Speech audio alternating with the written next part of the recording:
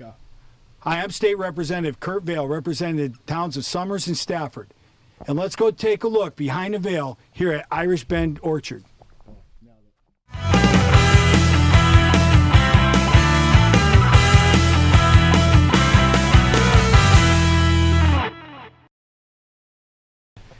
Hi, I'm here with Sam Penny, owner of Irish Bend Orchard. Sam, thanks for having us out today. Thank you for coming out. It's our pleasure. And what I'd like to do is ask you a brief history of Irish Bend Orchard. Where did it get its name from and its origins? The orchard's name came from a battle that my great-grandfather fought in the Civil War down in Louisiana.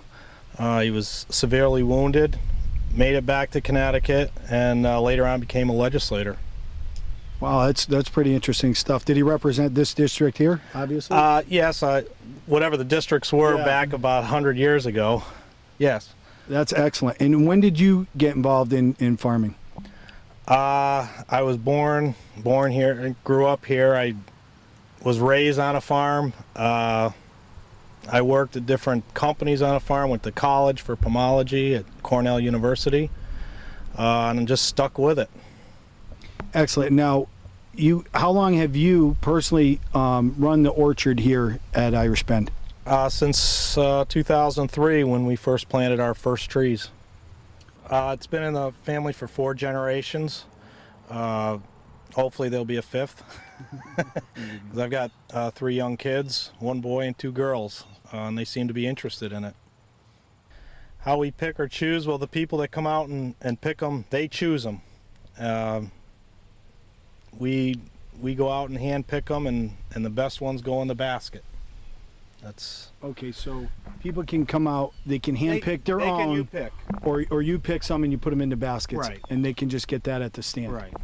Correct. It's hectic. There's a lot, there's a lot of people running around, kids. People want to know the best apples, where to pick, how to pick. So it keeps us very busy. We grow approximately 8 varieties of peaches. We've got 2 varieties of nectarines. We even have 6 varieties of Asian pears. That we do pick your own with the Asian pears, but people really are starting to like them. They're very popular with the Asians. Americans don't know too much about them yet, so we kind of educate them, anybody that's interested. This year, we could account for almost 25% of our sales at farmers markets. We would like to get into more farmers markets. We do the Stafford market, we do the Enfield market, and we'd like to expand on that. But it's a great outlet to get rid of your produce, and people, it's great advertising for us, because a lot of times people go to the markets, and if they don't have time to go to the markets, they'll come here. People really want local grown produce. The agricultural atmosphere has changed, where there's a lot of imported produce from, whether it's Mexico, Canada,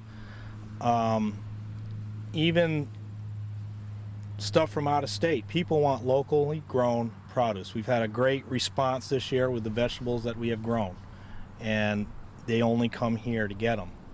We have people come every day to get their produce. A rainy season, you can have more disease problems. A dry season, you get smaller fruit. My great-grandfather, when he bought the farm, really chose well, and we really don't have big problems here. Good. We really don't. How important do you think agriculture is to the region and the state economy? I think it's very important. Again, goes back, if we don't have agriculture, there's no food. You have to import your food. A lot of farms hire people.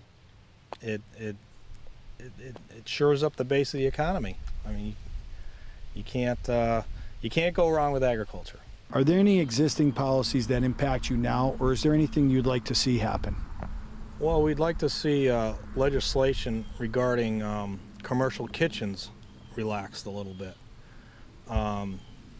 Right now, it's an uphill battle to implement one or build one. It's costly. I know other states, it's much easier to be able to produce your own baked goods. If the state could relax these regulations, we could open up a whole different venture as far as our farm, and we could make our own pies or whatever with our own produce.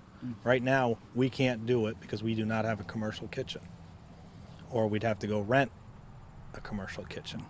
How was this past growing season? This growing season was excellent. We probably won't see another season like this for a long time. I mean, trees that didn't produce are producing, and that's a good indication of a good year. What triggered that? I think ideal spring conditions, possibly a cold winter, because there was really no disease problems.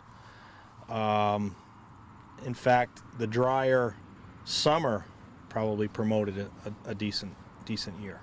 How long after planting a tree will you get production out of it? Usually. A peach tree, we can get production the year after. Okay.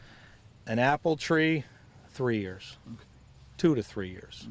I have a new orchard, a peach orchard that we put in, and we planted that 18 months ago, and we had production this year.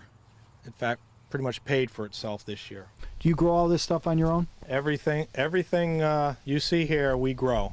Everything we sell, we grow. We do not import anything. We've got a variety of pumpkins that we've got actually 2 pumpkin patches. One we take a hayride out to, and people can get a pumpkin, and then we have a backup patch so that we can pick pumpkins and bring them here. And we've got various gourds, small pumpkins. We've got some mums, and we've got some unusual things.